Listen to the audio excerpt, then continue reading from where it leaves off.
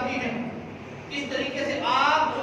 وہ گرمائش میں کھاتی ہے ان کو، اور ان کی ساری حیات ہی تبدیل ہو جاتی ہے۔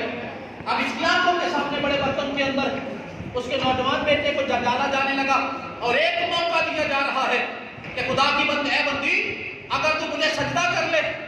میں تجھے معاف کر دوں گا، تیری اولاد کو بھی معاف کر دوں گا۔ تو وہ کہتی نہیں، میں تجھے سجدہ نہیں کروں گی، میں اللہ تبارک و تعالیٰ کو ماننے والی ہوں۔ اب اس کی آنکھوں کے سامنے اس کے نوجوان بیٹے کو اٹھا کے اس تیل کے اندر ڈال دیا جاتا ہے، بچہ پک جاتا ہے تیل کے اندر۔ ماں اپنی اولاد سے کیسی محبت کرتی ہے، ماں اپنے اولاد سے کیسا پیار کرتی ہے کہ نبی کریم صلی اللہ علیہ وسلم کو پتہ چلتا ہے کہ عورت اپنے بچے سے ناراض ہے، اس کو معاف نہیں کرنی، بچہ جو ہے اس کی جان نکلنے والی ہے، بچہ بھی معافیا مانگتا ہے، دوسرے لوگ بھی کہہ رہے ہیں معاف کرنے کو، لیکن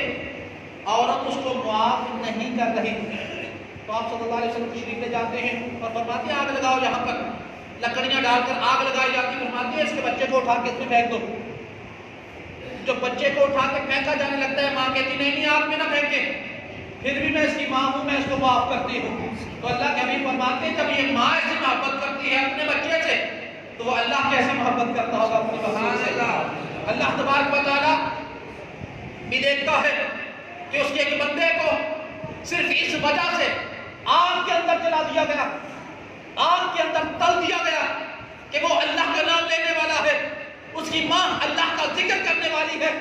اللہ کے سامنے سجدہ کرنے والی ہے۔ مخلوق کو بنانے والا رب اسی کی مخلوق کو اس کے سامنے آگ کے اندر جلا دیا جاتا ہے۔ اس ماں کا صبر دیکھیں، ماں کا کلیجہ کیسے پھٹا ہوگا، لیکن ماں صبر کر کے بیٹھی ہے اور کہتی میں پھر بھی تجھے سجدہ نہیں کروں گی۔ اس کے بعد دوسرا کام کیا کیا جاتا ہے، اس سے چھوٹا بیٹا وہ اٹھا کر آگ کے اندر ڈال دیا جاتا ہے۔ ماں پھر بھی صبر کرتی ہے کہ نہیں میں پھر بھی تجھے سجدہ نہیں کروں گی۔ اب تیسرا بیٹا اس کی پاس سے چھینا جاتا ہے، دودھ پیتا بھی بچہ ہے، اب جیسے اس کو چھینا تو بچے کی چیخیں نکل گئی، چھوٹا سا بچہ ہے، چیخیں نکل جاتی ہیں۔ اب وہ جب اس کو چھین کے آگ کی طرف لے جایا جاتا ہے، اب ماں کچھ ڈگمگاتی ہے اندر سے، دودھ پیتا بچہ ہے، ماں کی ممتا 2 امتحان پاس کر چکی ہے، اب یہ تیسرا امتحان ہے۔ اب ماں کی آنکھوں سے آنسو نکل آتے ہیں، ماں رو پڑتی ہے کہ چھوٹا بچہ اس کی گود سے چھین کر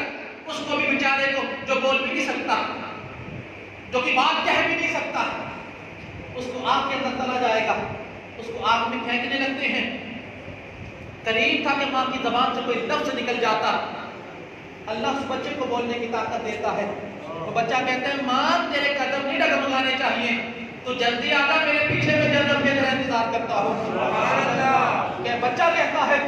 میں تیرا جنت میں انتظار کر رہا ہوں۔ ماں خاموش ہو جاتی ہے، بچے کو بھی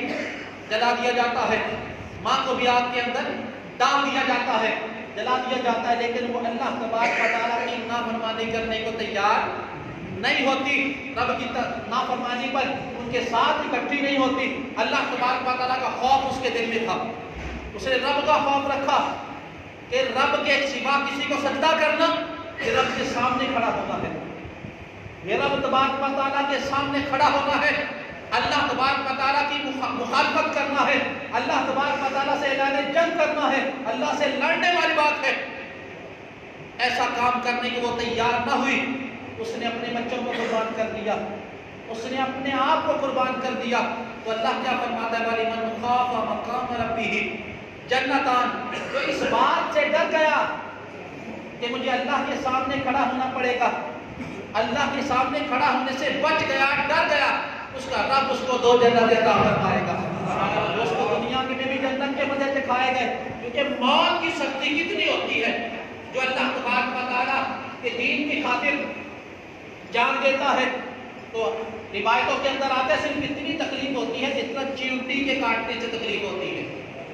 اتنی سی تکلیف ہوتی ہے اور بندہ جنت کے اندر پہنچ جاتا ہے۔ پیارے بھائی، اللہ تبارک و تعالیٰ کا خوف رکھنا بڑی سعادت ہے۔ ہم لوگ اپنے معاشرے کے اندر اب ہمیں پکڑا جائے گا، پکڑنے کے بعد ہم سے حساب و کتاب کیا جائے گا۔ ایک دن آئے گا جب ہر سانس کا ہمیں حساب دینا پڑے گا۔ اپنی ہر محکمے کے اندر کام کرتا ہے، اگر وہ اس محکمے کے اندر تنخواہ لیتا ہے تو اس کو ڈیوٹی پوری کرنی پڑے گی، اگر ڈیوٹی پوری نہ کرے گا تو محکمے کی طرف سے سزا بھی ملے گی، اس کی نوکری بھی جا سکتی ہے۔ اللہ تبارک و تعالیٰ نے ہمیں انسان بنایا ہے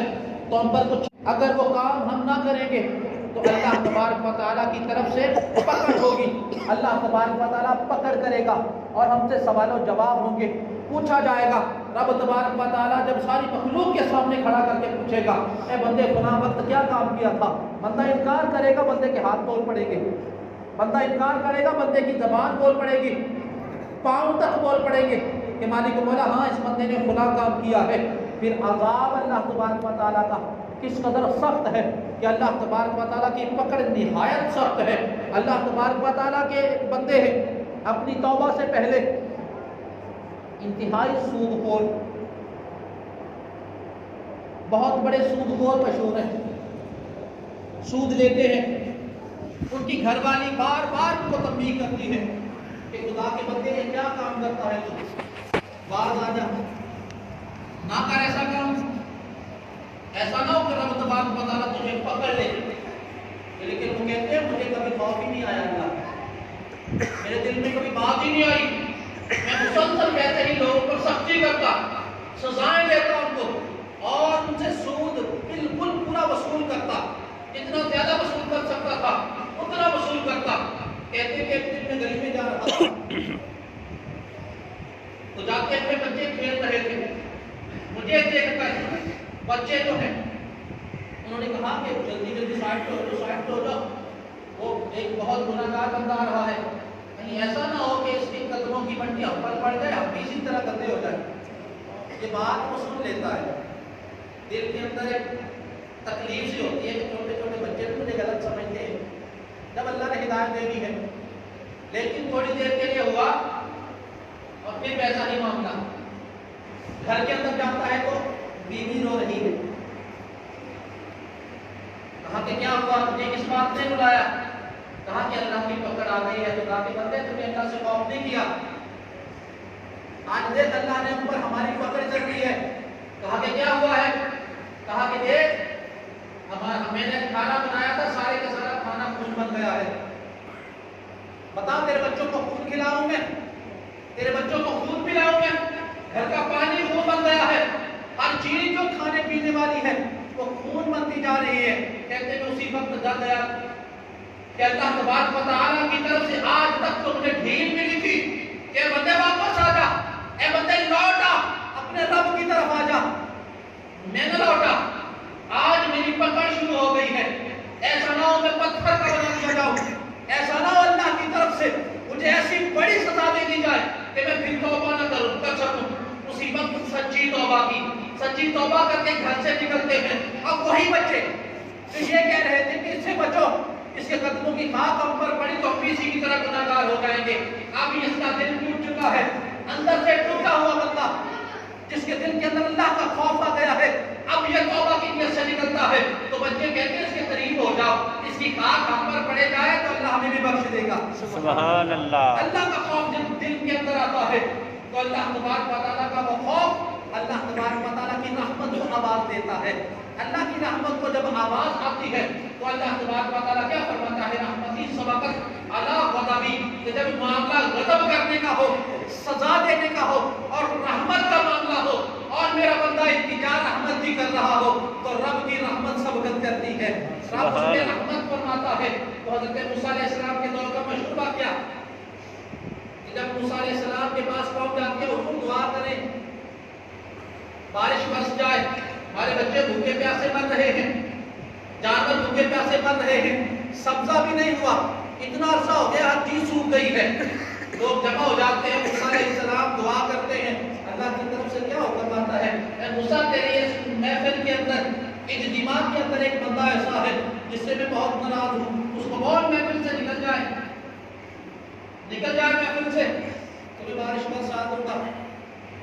پیارے بھائیوں، موسیٰ علیہ السلام یہ اعلان کر دیتے ہیں، اب ہر بندہ دوسرے کی طرف دیکھ رہا ہے کہ کون سا ایسا بندہ ہے کہ جس کی وجہ سے بارش نہیں برسائی جا رہی۔ اب وہ جو بندہ ہے اس کو تو پتا ہے کہ میں ہی وہ ہوں جس کی وجہ سے بارش نہیں برس رہی اور میں لوگوں کے سامنے اٹھوں گا تو اللہ تو معاف کر دیتا ہے، مخلوق معاف نہیں کرتی۔ حالانکہ نبی کریم صلی اللہ علیہ وسلم ارشاد فرماتے ہیں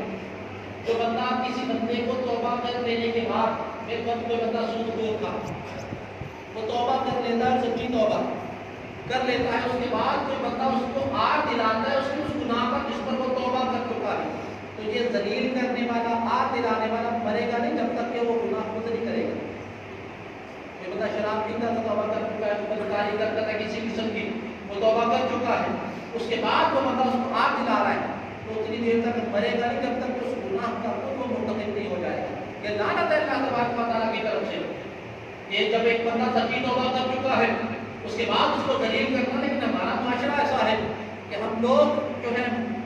بڑے ہوئے چھوٹے کھانا شروع کر دیتے ہیں کہ تیرا تو باپ ایسا تھا، تیرا تو بندادا ایسا تھا، تیرا تو فلاں ایسا تھا۔ لیکن نبی کریم صلی اللہ علیہ وسلم نے فرمایا مردوں کو برا نہ کہو، انہوں نے جہاں جانا تھا جا چکے، جہاں پہنچنا تھا پہنچ چکے۔ اب یہ بندہ جو ہے اٹھ کے کھڑا ہونے سے ڈرتا ہے کہ میں کھڑا ہوں گا تو سب کے سب لوگ مجھے دیکھیں گے اور ذلیل کریں گے، آپ لگائیں گے، برا بھلا کہیں گے مجھے۔ اب وہ بیٹھا رہتا ہے، دل کے اندر اللہ کا خوف آ جاتا ہے، رب کے خوف سے رو پڑتا ہے، کپڑا اوپر ڈال لیا، اللہ کے خوف سے رو پڑا اور کہتا ہے مالک و مولا میں اٹھ کے کھڑا ہو گیا تو تیری مخلوق مجھے ذلیل کرے گی، تیری مخلوق جو آج تک میرے بارے میں جانتی نہیں ہے، صرف تو جانتا ہے، میں جانتا ہوں کہ میرے اندر گناہ کیسا ہے، میں کون سی برائی کرتا ہوں جس کی وجہ سے مجھے بخشا نہیں جا رہا، جس کی وجہ سے بارش نہیں ہو رہی۔ مالک مولا صرف تو اور میں دونوں رازدار ہیں، میرا راز ان میں ظاہر نہ کر۔ مالک مولا میں توبہ کرتا ہوں، میری توبہ قبول فرما لے اور مجھے معاف کر دے۔ زبان سے کہتا تو ساتواں سن لیتا، دل کے اندر بات ہے، اور وہ دلوں کی جاننے والا خدا، وہ دلوں پر باخبر خدا، وہ سب جانتا ہے کہ اس کا بندہ توبہ کر رہا ہے، یہ توبہ سچی ہے کہ صرف دکھلاوے والی توبہ ہے۔ اللہ تبارک و تعالیٰ کا کرنا ہے سوا کوئی بندہ اٹھا بھی نہیں، بارش برسنی شروع ہو گئی۔ سبحان اللہ۔ موسیٰ علیہ السلام سمیت ساری کی ساری مخلوق حیران ہے، عرض کر کے مالک مولا بندہ تو کوئی اٹھا ہی نہیں ہے، بارش برسنی شروع ہو گئی ہے۔ اللہ کا ارشاد فرماتا ہے موسیٰ جس کی وجہ سے بارش ہونے لگی اب اسی کی وجہ سے بارش برسا رہا تھا۔ سبحان اللہ۔ اللہ کا خوف دل میں رکھ لیتا ہے، اللہ تبارک و تعالیٰ سے امید رکھتا ہے، وہ اللہ تبارک و تعالیٰ کا قرب ایک دن پا ہی لیتا ہے۔ اللہ سے امید نہیں چھوڑنی چاہیے، اللہ کا خوف اور اللہ کی محبت دل کے اندر رہنی چاہیے۔ نبی کریم صلی اللہ تعالیٰ علیہ وآلہ وسلم کے صحابہ اللہ کا اس قدر خوف کرتے تھے، صدیق اکبر رضی اللہ تعالیٰ عنہ آپ کے بارے میں آتا تھا، آپ اس قدر روتے تھے، اس قدر روتے تھے اور فرماتے تھے کاش کہ میں کوئی اونٹ ہوتا، میں انسان نہ بنایا جاتا، کوئی اونٹ ہوتا، مسلمان مجھے ذبح کر کے کھا لیتے، مجھ سے نفع اٹھا لیتے۔ کہا کہ حضور یہ کیوں کہا کہ اللہ کی بارگاہ میں سوالوں کے جواب نہ دینے پڑتے۔ اللہ کا خوف ایسا تھا۔ موسیٰ علیہ السلام حضرت عمر رضی اللہ تعالیٰ عنہ کہتے کاش میں کسی مسلمان کے سینے کا بال ہوتا، کاش میں کنکر ہوتا، کوئی تنکا ہوتا کہ اللہ کی بارگاہ کے اندر جا کے اپنے سوالوں کے جواب نہ دینے پڑتے۔ اتنے بڑے بڑے بزرگ